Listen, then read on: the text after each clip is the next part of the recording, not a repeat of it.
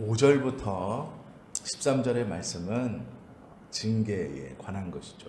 특별히 지금 이 히브리서 저자는 비유하기를 경기장에서 달리는 말에 비유하여서 이 징계를 예를 들고 있습니다. 이 12장이 어떠한 비유로 말씀을 하고 있는 것인지를 기억하고 이 12장의 5절부터 보시면 경기장에 들어간 선수가 열심히 경기를 하고 있습니다. 그 경기를 함에 있어서 지치고 힘들 때에 이 징계라는 것이 내리는데, 우리가 경기를 뛰다 지쳤다고 해서 징계를 내리는 게 아니고, 말이 경기장에 들어가 경주를 막 하다가 그 결승점에 끝까지 도달하도록 이 말 주인이 기수가 채찍을 탁 치는 것, 그리하여 이 말이 결승점에까지 이 경기를 온전히 완주할 수 있도록 도와주는 것, 이것에 빗대어 우리가 신앙생활을 하면서 받는 징계는 그 경기를 마지막까지 잘할 수 있도록 내리는 채찍질과 같은 것이다 라고 설명하는 것이 히브리서 12장입니다. 그 관념을 가지고 12장을 보아야 왜 이렇게 말씀하셨는가를 이해할 수 있죠. 중요한 것은 교회의 많은 성도들이 이 히브리서 12장에서 징계 때문에 낙심하고 뒤로 물러서는 일이 일어났습니다. 즉 무엇이냐면, 내가 이 믿음의 길을 가고 있는데 왜 이 고통과 아픔이 올까? 내 삶이 주님의 손 안에 있는데 왜 이 고통이 올까? 라고 생각하면서 뒤로 물러나는 성도들이 많았다는 것이죠. 그때에 하나님은 징계라는 것을 통하여 다시 한번 힘을 내고 그 믿음의 경주를 끝까지 갈 수 있도록 연단하신다, 이렇게 설명하는 겁니다. 징계는 두 가지 의미가 있습니다. 하나는 우리가 하나님 앞에서 잘못을 저질렀을 때 채찍에 맞는 것과 같은 징계, 즉 우리의 육적 사람을 벗게 하여 영적인 결실을 맺게 하시기 위해서 내리는 훈련으로서의 징계가 있습니다. 잘못해서 당하는 징계도 있고 훈련으로 받는 징계도 있습니다. 이 두 가지 표현을 다 징계라고 합니다. 왜 그러냐면 둘 다 고통스럽기 때문에 그렇습니다. 하나님께서 주님으로부터 징계받을 때 경히 여기지 말라라고 말씀합니다. 경히 여긴다는 말은 가볍게 여기면 안 된다라는 것이죠. 또 자신이 잘못하여 하나님 앞에 징계를 받을 때 마음에 품지 말라, 이것입니다. 이 말은 두고 봐, 이 마음을 품어서는 안 된다라고 설명하는 겁니다. 이것이 경히 여기지 말라는 두 가지 뜻 안에 다 들어가 있는 겁니다.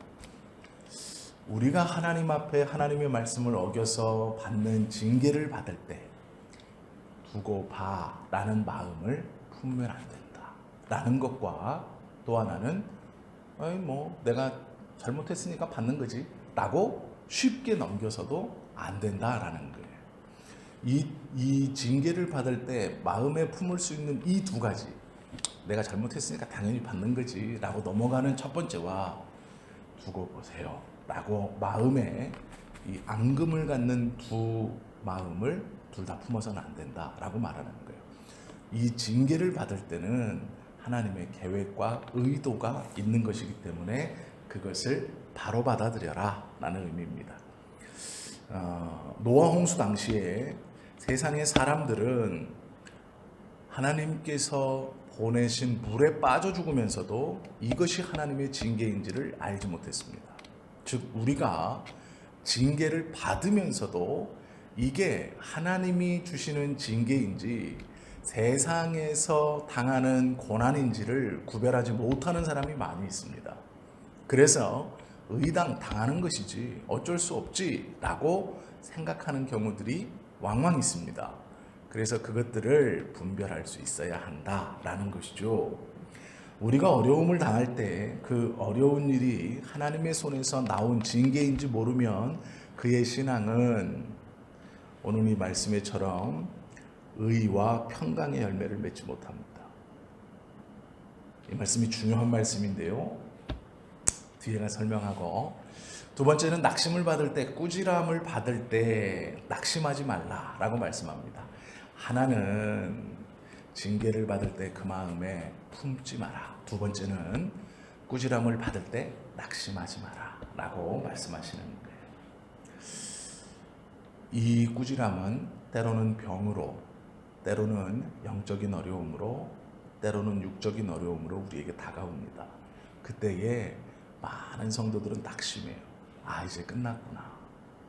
이제 내 삶에서 이것을 놓쳤으니, 이것을 하나님이 걷어가셨으니 끝났구나 라고 생각하는 경우가 많다는 것이죠. 특별히 돈에 대해서 잃어버리거나 건강에 대해서 잃어버렸다고 생각하거나 재산을 잃어버렸을 때 꼭 눈에 보이는 무엇인가를 하나님이 걷어가셨을 때 아, 이제 끝났구나 이렇게 생각해요. 그렇지 않다는 겁니다. 그렇게 낙심할 것이 아니다라는 거예요. 징계를 받을 때요, 8절 말씀처럼 징계는 다 받는 거래요. 다. 잘 뛰는 말에게도 채찍질을 하는 이유는 더 잘 뛰라고, 못 뛰는 말에게 채찍질을 하는 이유는 잘 뛰라고. 즉 신앙생활을 하는 모든 사람은 징계는 다 받는 거예요. 이 말씀은 어려움은 다 있는 것이다 이렇게 말해요. 그러나 징계가 없으면 참 아들이 아니다. 즉 8절의 말씀처럼 신앙생활에 있어 징계가 없는 것은 어쩌면 하나님의 아들이 아닐 수 있다. 하나님의 징계는 더 잘하라고, 이 믿음의 경주를 완주하라고 내리는 것이다 라고 말씀하고 있는 겁니다. 하나님께서 내리시는 징계는요, 우리의 나쁜 습관을 고치기 위해서 내리실 때도 있습니다. 선한 열매를 맺게 하시기 위해서 내리실 때도 있죠. 육의 사람이 죽고 영의 선한 열매를 맺히게 하시기 위해서 내리실 때도 있습니다.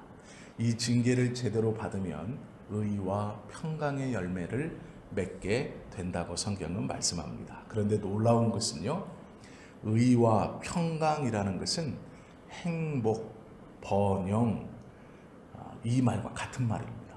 즉 무엇이냐면 하나님께 징계는 다 받는 것인데 이 징계를 받을 때 경히 여기지 않고 낙심하지 않는 사람은 결국 무슨 것을 얻냐면 의와 평강의 열매를 얻습니다. 그런데 이 의와 평강의 열매라는 말이 행복과 번영을 얻는다라는 말과 같은 말이에요. 즉 믿음의 길에서, 믿음의 경주에서 징계는 다 받는 것인데 그 징계를 받을 때 경홀히 여기지 않고, 즉 마음에 품지 않고, 즉 하나님 두고 보세요. 품지 않고, 두 번째는 낙심하지 않는 사람, 즉 아 이제 다 끝났구나 라고 포기하지 않는 사람은 번영과 행복의 열매를 맺는다 이렇게 말씀하시는 거예요. 징계라는 것이 11절 말씀처럼 당시에는 즐거워 보이지 않고 슬퍼 보입니다. 그러나 그 후에 의와 평강의 열매를 맺는 것이다 라고 말씀하고 있죠. 연단한 자, 익숙하게 단련받은 자란 뜻입니다. 11절 마지막에 보시면 무릇 징계가 당시에는 즐거워 보이지 않고 슬퍼 보이나 후에 그로 말미암아 연단받은 자들은, 이것은 무엇이냐면 익숙하게 단련받은 자란 뜻이에요. 즉 경홀히 여기지도 않고 낙심하지도 않은 사람들을 가리켜서 연단을 받은 자 이렇게 표현합니다. 이 연단을 받은 자들은 의와 평강의 열매를 맺는다. 그리고 12절 말씀은 그러므로 피곤한 손 무엇인지 아시겠죠? 연약한 무릎, 이것은 하나님의 징계로 다시 피곤이 회복되어서 그 일을 감당하고 연약해진 무릎이 다시 힘을 낸다. 그리고 너희 발을 위하여 곧은 길을 만들어 저는 다리, 달리면서 이제 다리가 저는 거예요. 힘들어서 저는 다리를 어그러지지 않게 고치신다라고 말씀하시는 거예요. 이게 징계 유익입니다. 징계는 받을 때 힘들고 아프고 불편하고 어렵죠. 그래서 사람들은 하나님의 징계를 받는 것을 싫어하죠. 그러나 이 징계라는 것은 우리가 하나님 앞에 잘못했을 때 받을 수도 있고 잘하고 있을 때 더 잘하라고 줄 수도 있습니다. 그래서 징계는 모든 사람이 받는 것인데 징계가 없으면 하나님의 아들이 아니다. 즉 오히려 징계받을 때 기뻐하라. 왜 그러냐면 너는 하나님의 백성이라는 표시다 라고 말씀하는 거예요. 그리고 그 징계를 받을 때 경홀히 여기지 않고 마음에 품지 않고 나쁜 마음을 두고 봐라, 두고 보세요 라고 품지 않고 이 또한 하나님이 나에게 주시는 것이라는 것으로 제대로 인지한 자, 연단받은 자, 또 낙심하지 않은 자, 징계받을 때 이제는 끝났어. 내가 이제 돌아갈 수 없지. 예전과 같진 않을 거야. 내가 징계받는 것을 사람들이 봤으니 내 삶에서 이러한 굴곡이 있었으니 그렇게 낙심하지 않는 사람은 의와 평강의 열매를 맺는데 이 의와 평강의 열매는 행복과 번영과 같은 뜻입니다. 그것을 갖는다라고 말씀하시면서 징계는 네가 지금 사역을 하고 믿음의 길을 걸어가는 데 있어서 구부러진 손과 사역하며 달려오느라고 떨리고 있는 너의 발목과 관절들을 새롭게 새 힘을 내어 끝까지 흡사 경주말이 종반에 치달았을 때 이제 그만 달리고 싶다. 이제는 지쳤다. 목표물을 잃어버리고 목적지를 잃어버리고 포기하고 싶을 낙심하고 싶은 그때에 채찍을 탁 맞으면서 다시 힘을 내서 달려가는 것처럼 이 믿음의 경주를 끝까지 완주할 수 있도록 너를 다시 세워주시고 어그러진 것을 피워주시고 저는 다리를 고침받게 하는 것이 징계다라고 말씀하고 있는 것이죠. 우리가 하나님 앞에서 믿음의 길을 걸어간다는 것은요, 당근만을 가지고는 안 되는 겁니다. 이게 하나님의 원리입니다. 저 사람은 신앙적으로 서 있고 바른 것 같고 하나님과 깊은 교제를 나누고 있는데 왜 저 어려움에 처합니까? 그렇게 질문합니다. 저 사람이 저 어려움에 들어간 것은 저렇게 보여도 무엇인가 큰 잘못을 저지르고 있기 때문에 저렇게 되는 건 아닙니까? 라고 생각합니다. 또 그렇게 수군대기를 좋아해요. 나 외에도 다른 사람이 징계받으면 참 말하기 좋죠. 야, 저래서 하나님이 저거 낮추는 거야. 그러나 꼭 그렇지 않을 수도 있습니다. 잘 달리는 말에게도 채찍질은 해야 되는 것처럼 징계는 모두 다 받는 것입니다. 믿음이 있는 사람이라면 그렇게 누군가가 수군된다면 그때 거 봐라. 나는 하나님의 자녀다. 그러기에 하나님께서 주신 은혜대로 열심히 달려왔지만 하나님의 채찍의 말씀이 지금도 있는 것은 이 믿음의 길에서 내가 하나님의 소유라는, 내가 주님의 자녀라는 것을 나로 하여금, 그리고 이 깊은 진리를 깨달은 사람들로 하여금 알게 해 주시려고 하시는 것이다라고 마음에 두지 않고 낙심하지 않는다라는 것이죠. 이것이 성숙한 믿음의 사람의 징계를 바라보는 모습입니다. 징계라는 것은 꼭 필요하다고 말씀합니다. 모든 자에게 일어난다고 말씀합니다. 그때에 낙심하지 마십시오. 하나님은 잘하고 있는 사람에게도 채찍질을 하십니다. 끝까지 더 잘하라. 우리 생각에는 잘하고 있는데 왜 그러세요? 라고 생각할지 모르지만 하나님이 하시면 그것이 옳은 것입니다. 그리고 누군가가 그것을 가지고 쑥덕대거나 깔아내리려고 한다면 그때 오히려 더 자신감을 가지세요. 하나님이 나의 아버지 되심을 나로 교만하지 말라고 지금 이렇게 하시는구나 라고 하면서 영적인 깊은 은혜와 깨달음이 있는 사람은 그것을 오히려 더 반기는 것입니다. 우리가 다른 사람에게 권면할 때 이렇게 말합니다. 하나님이 너를 사랑하시기 때문에 이 어려움을 주신 거야. 네가 이 어려움을 당한다는 것은 하나님이 오히려 너를 붙들고 네 신앙을 바르게 하기 위해서야 라고 말을 했을 때 그것을 깨닫고 그렇구나 라고 받는 자가 믿음이 있고 복음을 아는 자입니다.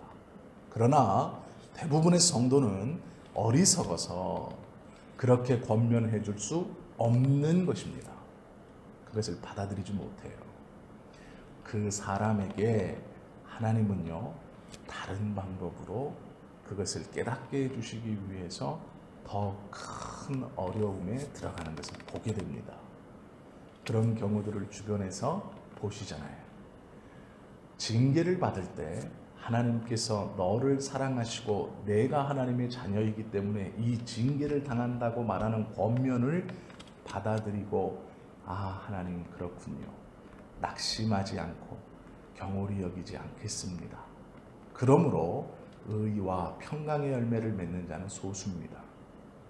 그것은 이 징계에 대한 이해가 성경적이지 않기 때문에 그렇다라는 것이죠. 우리는 이 징계라는 것이 무엇인지를 깨달아야 됩니다. 그리고 이 징계는 나에게 하나님이 내리는 벌이 아니라 오히려 내가 하나님의 자녀라는 표이며 끝까지 믿음의 길을 잘 달리라는 선한 채찍질입니다. 그 징계를 받을 때라도 보기 싫고 어렵고 아프지만 실망하지 않고 낙심하지 않고 경홀히 여기지 않는 사람, 그 사람이 믿음 안에 붙어 있는 사람입니다. 징계를 자주 당하는 것을 권하고 싶은 마음은 없지만 징계를 받을 때 그것을 바르게 소화하고 의와 평강의 열매를 맺어 번영과 행복을 누리는 저와 여러분 되시기를 예수님의 이름으로 축원합니다. 기도하시겠습니다.